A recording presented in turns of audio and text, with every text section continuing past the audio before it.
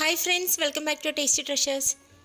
ഇന്ന് ഞാനിവിടെ വ്യത്യസ്തമായിട്ടുള്ള ഒരു റെസിപ്പി ആയിട്ടാണ് കേട്ടോ വന്നിരിക്കുന്നത്. വളരെ ടേസ്റ്റിയും അതേപോലെ തന്നെ പെട്ടെന്ന് തയ്യാറാക്കാൻ പറ്റുന്ന ഈ റെസിപ്പി ഇഫ്താർ സമയങ്ങളിൽ വൈകുന്നേരങ്ങളിലോ അല്ലാന്നുണ്ടെങ്കിൽ നമുക്ക് സ്റ്റാർട്ടറൊക്കെ ആയിട്ട് റൈസിൻ്റെ കൂടെയൊക്കെ കഴിക്കാൻ പറ്റുന്ന ഈവൻ സ്നാക്സ് ആയിട്ട് കൂടി കഴിക്കാൻ പറ്റുന്ന ഒരു റെസിപ്പിയാണിത്. അപ്പോൾ ഇതെങ്ങനെ തയ്യാറാക്കാൻ നോക്കാം.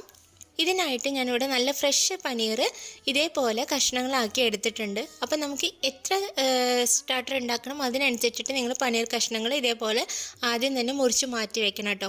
ഇപ്പോൾ പനീറല്ല നോൺ വെജ് ആണ് ഇഷ്ടം എന്നുണ്ടെങ്കിൽ നിങ്ങൾക്ക് നോൺ വെജ് വെച്ചിട്ട് ഇത് ചെയ്യാം. ചിക്കനിലും ഇത് ചെയ്യാറുണ്ട്. അപ്പോൾ അതും നിങ്ങൾക്ക് ട്രൈ ചെയ്യാവുന്നതാണ് വേണമെന്നുള്ളവർക്ക്. അപ്പോൾ ഞാനിവിടെ പനീറിലാണ് കേട്ടോ ചെയ്ത് കാണിക്കുന്നത്. അതിലേക്ക് ആവശ്യത്തിനുള്ള ഉപ്പ് ഇട്ട് കൊടുക്കാം. അപ്പോൾ ഉപ്പ് ഒരുപാടൊന്നും ആവശ്യമില്ല, ഒരു പനീറിലേക്ക് പിടിക്കാൻ മാത്രമേ വേണ്ടൂ, അതൊന്ന് ശ്രദ്ധിക്കണം. പിന്നെ ഇതിലേക്ക് ഇട്ട് കൊടുക്കുന്നത് ഒരു 1/4 ടീസ്പൂൺ മുളക് പൊടിയാണ്. അപ്പോൾ എരിവുള്ള മുളക് പൊടിയാണ് ഞാൻ ഇവിടെ എടുത്തിരിക്കുന്നത്. പിന്നെ അതിലേക്ക് ഒരു 1/2 ടീസ്പൂൺ കാശ്മീരി മുളക് പൊടി, അതൊരു നല്ല കളറ് കിട്ടാനാട്ടോ. പിന്നെ അതിലേക്ക് ഒരു 1/4 ടീസ്പൂൺ പെപ്പർ പൗഡർ ചേർത്ത് കൊടുക്കുന്നുണ്ട്. അതേപോലെ തന്നെ അതിൻ്റെ കൂടെ നമുക്കൊരു 1/4 ടീസ്പൂൺ ഗരം മസാല കൂടി ചേർത്ത് കൊടുക്കാം. പിന്നെ വേണ്ടത് ഇതിലേക്ക് കുറച്ച് കസൂരി മേത്തിയാണ്. ആ കസൂരി മേത്തി കൈ വെച്ചിട്ട് ഇതേപോലെ ഒന്ന് തിരുമ്മിയ ശേഷം വേണം ഇട്ട് കൊടുക്കാനായിട്ട്.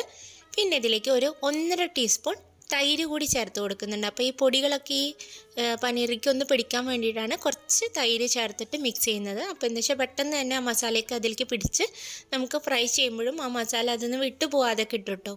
അപ്പോൾ അതിന് വേണ്ടിയിട്ടാണ്. എന്നിട്ട് നന്നായിട്ട് ഇളക്കി കൊടുത്ത് യോജിപ്പിച്ച് ഇതൊരു 10 മിനിറ്റ് നമുക്ക് ഫ്രിഡ്ജിൽ മാറ്റി വയ്ക്കാം.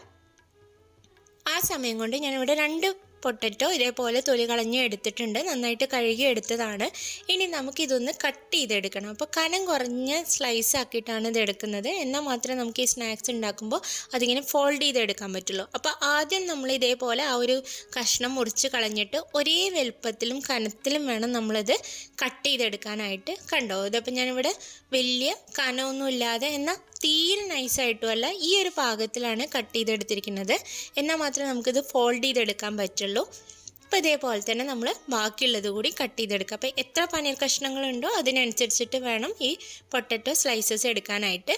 അതിനുശേഷം ഒരു പാത്രത്തിൽ കുറച്ച് വെള്ളം എടുത്തിട്ട് അതിലേക്ക് കുറച്ച് ഐസ് ക്യൂബ്സ് ഇട്ട് കൊടുക്കാം. അല്ലാന്നുണ്ടെങ്കിൽ ഫ്രിഡ്ജിൽ വെച്ച് തണുപ്പിച്ചെടുത്ത വെള്ളം എടുത്താലും മതി കേട്ടോ.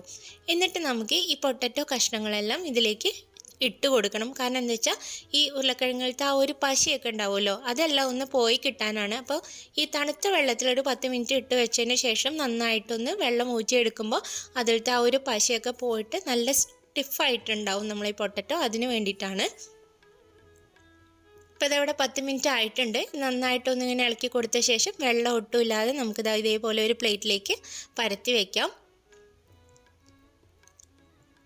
ഇനി നമുക്ക് ഇതിലേക്ക് നേരത്തെ മസാല നിറച്ച് വെച്ചിരിക്കുന്ന പനീർ വെക്കണം. അപ്പോൾ അതിന് തൊട്ട് മുന്നേ ഇതേപോലത്തെ ഒരു സ്റ്റിക്ക് എടുത്തിട്ട് നമ്മൾ ആദ്യം ഒരു സൈഡ് ഒന്ന് കുത്തി കൊടുക്കാം.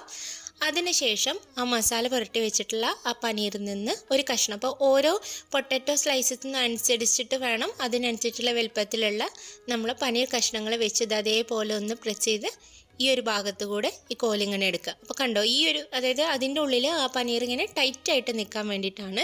ഈ ഒരു രീതിയിൽ നമുക്ക് ബാക്കിയുള്ളത് കൂടി ചെയ്തെടുക്കാം. ഇപ്പോൾ നോൺ വെജൊക്കെ ചെയ്യുന്നതാണെങ്കിലും സെയിം പ്രോസസ്സ് തന്നെയാണ്. ഇതേപോലെ തന്നെ നമുക്ക് ചെയ്തെടുക്കാവുന്നതേ ഉള്ളൂ. ഇപ്പോൾ ഇതാ ബാക്കിയുള്ളതും കൂടി ഞാൻ ചെയ്തെടുത്തിട്ടുണ്ട്. ഇനി നമുക്കിതൊന്ന് ഫ്രൈ ചെയ്തെടുക്കണം.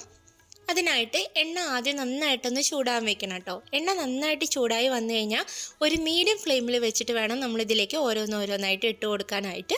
എന്നിട്ട് ആ ഒരു മീഡിയം ഫ്ലെയിമിൽ, ലോ ടു മീഡിയം ഫ്ലെയിമിൽ തന്നെ വെച്ചിട്ട് ആ പൊട്ടറ്റോ നന്നായിട്ട് ക്രിസ്പി ആവുന്നവരെ. അപ്പോൾ പനീർ ആവുകൊണ്ട് തന്നെ എന്താ വെച്ചാൽ പെട്ടെന്ന് തന്നെ വെന്ത് കിട്ടും. പക്ഷേ നോൺ വെജ് ചെയ്യുന്നവരാണെങ്കിൽ ആ ഉള്ളിലുള്ള നോൺ വെജ് ചിക്കൻ ആണെങ്കിൽ അതിൻ്റെ ആ ഒരു വേവിനനുസരിച്ചിട്ട് വേണം ഇത് ചെയ്തെടുക്കാനായിട്ട്. ഇനി ഇത് നന്നായിട്ട് ക്രിസ്പി ആവുന്ന വരെ നമുക്കൊന്ന് മീഡിയം ഫ്ലെയിമിൽ വെച്ചിട്ട് ഫ്രൈ ചെയ്തെടുക്കാം. ആ പുറത്തെ ഭാഗം ഒന്ന് കളർ മാറി ചെറുതായിട്ടൊന്ന് ക്രിസ്പിയൊക്കെ ആയി വരുന്ന പാകത്തിലാണ് നമ്മളിത് എണ്ണയിൽ നിന്ന് കോരിയെടുക്കേണ്ടത്. അപ്പോൾ ഇതെവിടെ ചെറുതായിട്ട് കളറൊക്കെ മാറാൻ തുടങ്ങിയിട്ടുണ്ട്. ഈ സമയത്ത് നമുക്കിത് എണ്ണയിൽ നിന്ന് കോരി മാറ്റാം. അപ്പോൾ ആദ്യം തന്നെ നമ്മൾ ഒരുപാടെണ്ണം ഒന്നിച്ചിട്ട് കൊടുക്കരുത്, കുറച്ച് കുറച്ചായിട്ട് ഇട്ടിട്ട് വേണം കേട്ടോ ചെയ്തെടുക്കാനായിട്ട്. അപ്പോൾ വളരെ പെട്ടെന്ന് ഉണ്ടാക്കിയെടുക്കാൻ പറ്റുന്ന എന്നാൽ ടേസ്റ്റി ആയിട്ടുള്ള ഒരു സ്റ്റാർട്ടർ തന്നെയാണിത്. എല്ലാവരും ഒന്ന് ട്രൈ ചെയ്ത് നോക്കണം. ട്രൈ ചെയ്ത് നോക്കി നിങ്ങളുടെ അഭിപ്രായങ്ങളും ഒക്കെ ഒന്ന് കമൻറ്റ് ബോക്സിലൂടെ അറിയിക്കണം. വീഡിയോ ഇഷ്ടമായ ലൈക്ക് ചെയ്യാനും അതേപോലെ തന്നെ ചാനൽ ആദ്യമായിട്ടാണ് കാണുന്നതെങ്കിൽ ഒന്ന് സബ്സ്ക്രൈബ് ചെയ്യാനും മറക്കരുത് കേട്ടോ. അടുത്തുള്ള ബെല്ലൈക്കൺ കൂടി പ്രസ് ചെയ്താൽ നിങ്ങൾക്ക് എൻ്റെ പുതിയ വീഡിയോസിൻ്റെ നോട്ടിഫിക്കേഷൻസ് ഒക്കെ കിട്ടും. അപ്പം നമുക്ക് വീണ്ടും പുതിയ നല്ല റെസിപ്പീസായിട്ട് കാണാം. Thanks for watching.